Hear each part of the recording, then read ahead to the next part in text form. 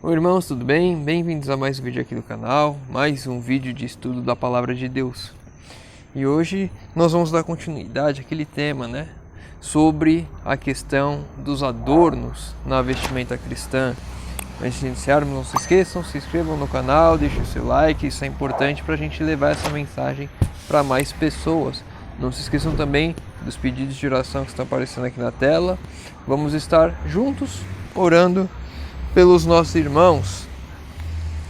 No último vídeo eu comentei sobre a questão dos adornos, mas eu não falei a fundo, não trouxe coisas do Espírito de Profecia também, e tem muito texto do Espírito de Profecia. Eu vou fazer aqui um resumo, vamos ler a Bíblia, vamos ler Espírito de Profecia, e isso é apenas um resumo do que tem no Espírito de Profecia. Recomendo depois o livro Mensagens Escolhidas, volume 3, capítulo 28, fala apenas sobre vestimentos, adornos e afins. Então vamos lá. Êxodo 33, verso 5 e verso 6. Êxodo 33, verso 5 e verso 6.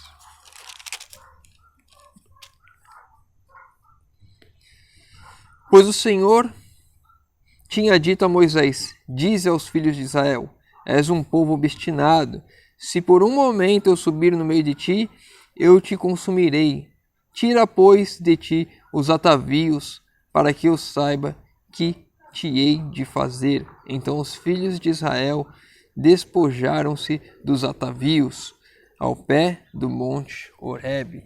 Os atavios são os ornamentos, são os enfeites e essas coisas. E aí a gente pode entender com brincos, colares, anéis e todas essas coisas. Então Deus aqui pede para o povo retirar os atavios.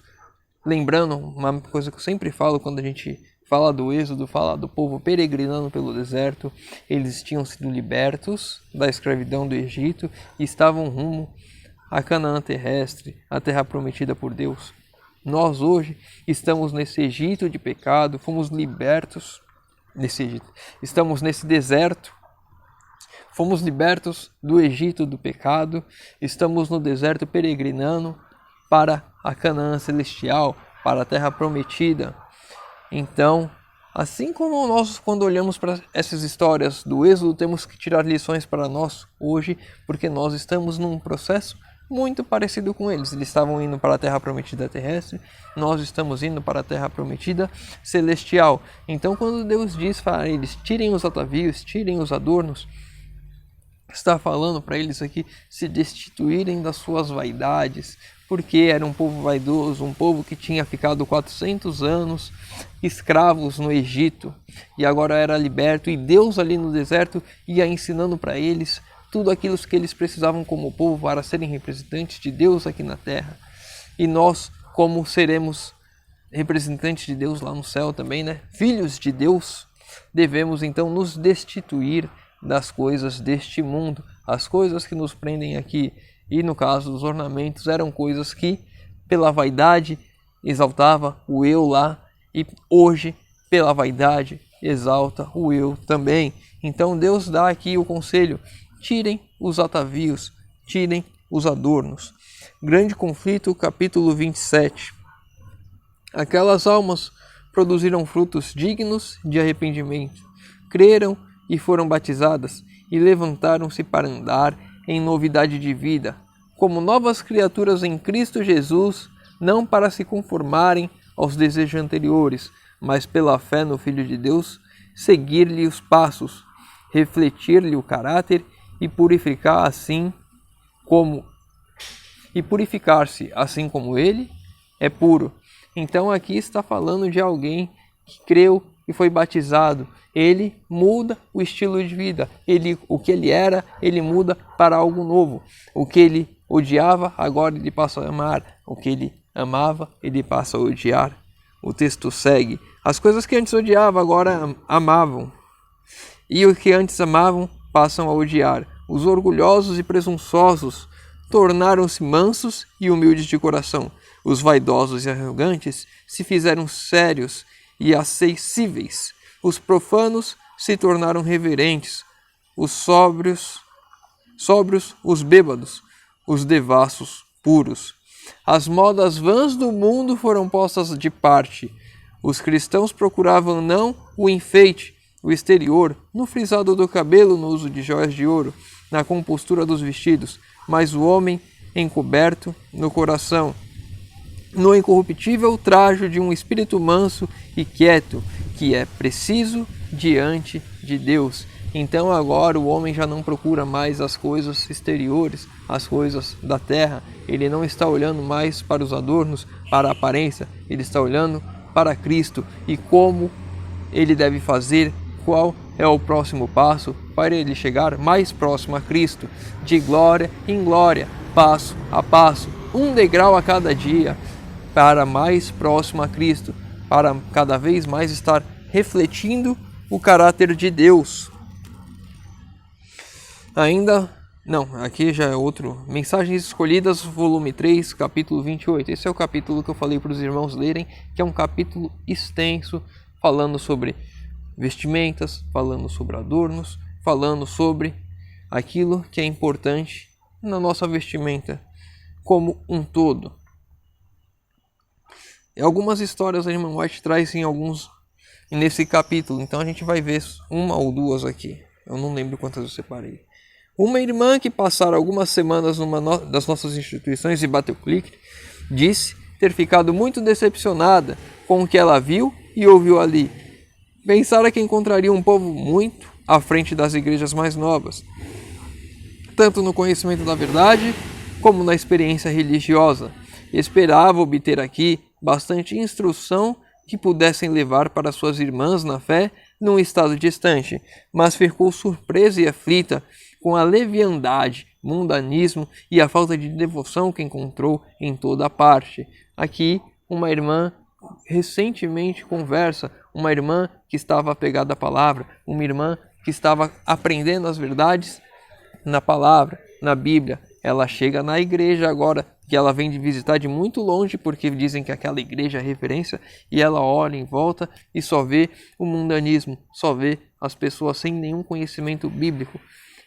E isso ficava claro no olhar, porque elas transmitiam através dos seus adornos externos, das suas vestimentas.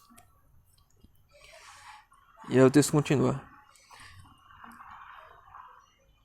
Antes de aceitar a verdade, ela seguia as modas do mundo em seu vestiário e usara joias de alto preço e outros ornamentos. Mas ao decidir obedecer à palavra de Deus, achou que seus ensinos requeriam que abandonasse todo adorno extravagante e supérfluo. Foi-lhe ensinado que os adventistas do sétimo dia não usavam joias, ouro, prata ou pedras preciosas, e que não se sujeitavam às modas mundanas em seu vestiário. Quando ela viu que entre os professos da fé tão amplo afastamento da simplicidade bíblica, ficou perplexa. Às vezes ela olhava ali para alguma pessoa que ela não estava usando assim os adornos, mas não tinha simplicidade nenhuma no seu vestuário. Você via ali que eram coisas caras, extravagantes, coisas que aos olhos você via que não era uma pessoa simples, humilde, mansa. E o texto segue. Não tinham eles a mesma Bíblia que ela havia estudado e com a qual procurava harmonizar a vida? Sua experiência passada tinha sido um mero fanatismo? Interpretar a mão as palavras do apóstolo: a amizade do mundo é inimiga de Deus. Aquele, pois, que quiser ser amigo do mundo, constitui-se inimigo de Deus. As pessoas estavam procurando se harmonizar com o mundo, ser mais parecidas com o mundo. Então, se você colocasse um cristão ali daquela igreja perto de uma pessoa do mundo, no mesmo tempo, seriam pessoas sem nenhuma distinção, pessoas iguais. Então, ela via que aquilo ali não estava em conformidade com a palavra de Deus. E hoje, quando nós olhamos ao mundo, as pessoas estão cheias de adornos, de joias e por aí vai.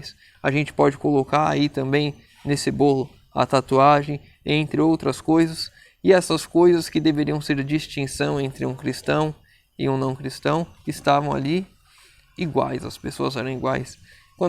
Só um parênteses, como eu falei da tatuagem aqui, não estou falando das pessoas que fizeram antes da conversão, mas pessoas que, conhecendo a verdade, assim o fazem, mesmo afrontando a igreja. Eu conheci pessoas assim, dentro da igreja, professor de escola sabatina, dos jovens, foi lá fez uma tatuagem, foi sim disciplinado, foi afastado por um tempo, depois se perdeu, saiu da igreja, se afastou, mas estão dentro da igreja, conhecendo a verdade, fez isso.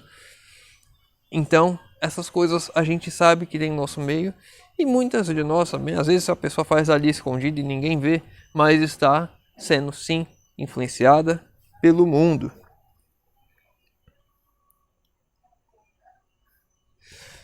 Ainda no livro Mensagens Escolhidas, volume 3, capítulo 28, no adorno exterior é revelado às pessoas do mundo, bem como aos cristãos, a ausência do adorno interior, o adorno de um espírito manso e tranquilo, que é de grande valor diante de Deus. O mundo adorna o exterior, o mundo valoriza o eu, a vaidade. E nós, povo de Deus, filhos de Deus, devemos buscar adornar o interior com mansidão, humildade, tranquilidade. E é isso que deve ser o nosso objetivo, olhar para Cristo e refletir a imagem de Cristo em nossa vida. O adorno interior, não o exterior. Outra historinha aqui do livro. A senhora D, uma senhora que ocupava um cargo na instituição, estava de visita no quarto da irmã. Vou colocar aqui tracinho, porque não tem o nome da irmã, foi ocultado o nome da irmã. Certo dia, quando essa última tirou da sua mala um colar e uma corrente de ouro, disse que queria vender essas joias e colocar o dinheiro obtido na tesouraria do Senhor. Disse a outra: por que pretende vendê-lo? Eu o usaria se fosse meu. Ora, replicou a irmã Tracinho, quando aceitei a verdade, foi-me ensinado que todas essas coisas precisam ser abandonadas. Certamente são contrárias aos ensinos da palavra de Deus. E ela citou que para sua ouvinte as palavras do apóstolo Paulo e Pedro a respeito desse ponto. Da mesma sorte, abre aspas, da mesma sorte que as mulheres em traje decente se ataviem com modéstia e bom senso, não com cabeleira frisada e com ouro, ou pérolas, ou vestuário dispendioso, porém com boas obras, como é próprio às mulheres que professam ser piedosas. Fecha aspas. Essas as palavras do apóstolo Paulo e as palavras do apóstolo Pedro. Não deixe o adorno das esposas, o que é exterior, como frisado de cabelo, adereços de ouro, aparatos de vestuário, seja, porém, o homem interior do coração unido ao incorruptível de um espírito manso e tranquilo, e que de grande valor diante de Deus. Esse texto a gente leu no vídeo de ontem, ou no último vídeo, que eu não sei qual foi essa ordem, 1 Pedro 3, verso 3 e verso 4. Então, novamente aqui o ensino para focarmos no interior, focarmos no Espírito, nos aproximarmos de Cristo, não ficarmos preocupados com enfeites e adornos e com as coisas do mundo. Como a resposta à a senhora D mostrou um anel de ouro no seu dedo, que fora dado por uma pessoa descrente, e disse que não via mal algum em usar tais ornamentos. Abre aspas. Não somos tão meticulosos, disse ela, como antigamente. Nosso povo foi demasiado escrupuloso em suas opiniões sobre o assunto do vestiário. As senhoras dessa instituição usavam relógios de ouro e correntes de ouro e se vestem como as outras pessoas. Não é um bom plano de ação ser singular em nosso vestiário, pois não podemos exercer tanta influência. Então, o que a irmã estava dizendo era que se eu for diferente do mundo, eu não vou conseguir influenciar o mundo, eles não vão me ouvir. Ela estava dando desculpas para se adornar, para parecer com o mundo, para tentar influenciar o mundo, quando na verdade o mundo já tinha influenciado ela e ela nem tinha percebido. Então olha como que é astuto os planos de Satanás. O mundo influenciou uma cristã ao ponto que ela achar que ela, se vestindo como o mundo, estaria podendo influenciar o mundo sobre as palavras de Deus, sobre a palavra de Deus, sobre a verdade. Na verdade, o contrário já tinha acontecido. Conformidade com Cristo ou com o mundo? Perguntamos, isto é de acordo com os ensinos de Cristo? Devemos seguir a palavra de Deus ou os costumes do mundo? Nossa irmã decidiu que era mais seguro aderir à norma da Bíblia. Será que a senhora D e outras pessoas que seguem um procedimento similar se deleitarão em encontrar o resultado de sua influência naquele dia em que cada um receberá de acordo com as suas obras? Será que isso que eu e você estamos fazendo, nós vamos nos agradar quando recebermos conforme as nossas obras, conforme aquilo que fazemos?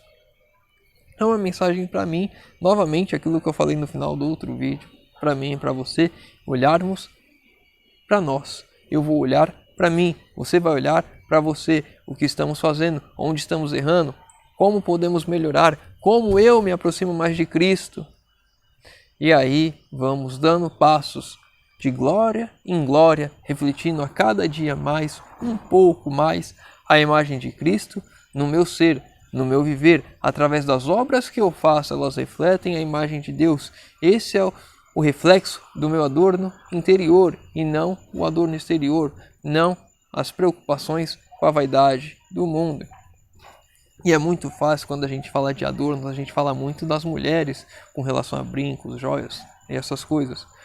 Mas uma coisa que aí é particular minha, e pode ser que eu esteja errado, o irmão pode ter os seus comentários para falar. Eu vejo a gravata como um adorno. Você não precisa de gravata. Qual que é a função da gravata no homem? Quando você coloca lá o terno, qual que é a função da gravata? Esconder os botões? Antigamente, eu fui pesquisar isso. Antigamente a gravata era usada para enxugar o suor do rosto. Hoje em dia ninguém faz isso, até porque vamos dizer assim que é um nojento você ficar lá suando e passando a gravata e colocando ela. Seria horrível, a pessoa ia ficar fedida. Então, a gravata hoje, usada pelos homens, é um adorno. Quando a gente fala de vestimenta, é muito fácil ficar falando da vestimenta da mulher, roupa curta, calça colada, é isso, é aquilo. Mas tem muito homem aí que fica lá 3 horas na academia, fica com os braços desse tamanho, aí coloca a roupa grudada para ficar assim, mostrando o que não deveria, como se tivesse sem roupa praticamente. Quando falam das mulheres com a roupa colada, os homens esquecem de olhar para si mesmo quando fazem essas coisas. Até mesmo um magrinho, igual eu, usando as roupas coladas. Não deveria, porque está fazendo justamente o mesmo princípio que deveria ser aplicado pelas mulheres, também deve ser aplicado aos homens. Então, eu como homem, me preocupar também com aquelas coisas que são inerentes a mim. Aquilo que eu estou usando de fato tem alguma função ou é apenas um adorno? Ou é apenas superficial, apenas por status ou porque a sociedade diz assim? Eu e você devemos tomar cuidado com aquilo que usamos e com aquilo que fazemos. Não ficar preocupado em olhar para o nosso irmão, em julgar, está usando isso, está usando aquilo, estou deixando de fazer isso, está fazendo aquilo. Eu e você devemos, cada um de nós, olhar para nós mesmos, para mim. O que eu estou fazendo? Será que eu devo mudar isso? É eu em oração com Deus para transformar a minha vida. Como falei também já em outros vídeos, devo sim admoestar meus irmãos, devo sim mostrar na palavra o que é certo, o que é errado, mas nunca com espírito de julgamento, de criticar, de me achar melhor, mas apenas de admoestar, advertir. Irmão, tome cuidado. Espero ter ajudado a responder um pouco sobre a questão dos adornos. Se ficou com alguma dúvida, deixa nos comentários. Se tem alguma outra dúvida qualquer da Bíblia, deixa nos comentários também. Lembrando que quando chegarmos a 10 mil inscritos, eu vou estar dando uma Bíblia Thompson para uma das pessoas que fez a pergunta. Não importa se eu respondi a pergunta ou não, desde que não seja uma pergunta repetida. Também não se esqueçam dos pedidos de oração nos comentários. Estarei lendo, respondendo e orando por todos. Convido aos irmãos agora que puderem fechar os olhos para falarmos com Deus. Senhor Deus, Pai amado, obrigado, Senhor, porque mais uma vez temos a oportunidade de abrir a Tua Palavra e de estudar, Senhor. Pai querido, que o Senhor nos ajude a abrirmos mão das nossas vaidades, essas vaidades que nos prendem, que não criam raízes nessa terra, que possamos, Senhor, olhar para Ti, focarmos em Ti e olharmos e aprendermos cada vez mais com a palavra, que esses ensinamentos sirvam para transformar a nossa vida, Senhor, que possamos dar passos cada dia, um passo de cada vez, de glória em glória, refletindo o caráter de Cristo em nosso viver. Te pedimos isso em nome de Jesus. Amém. Meu irmão, fica com Deus e que Deus te abençoe.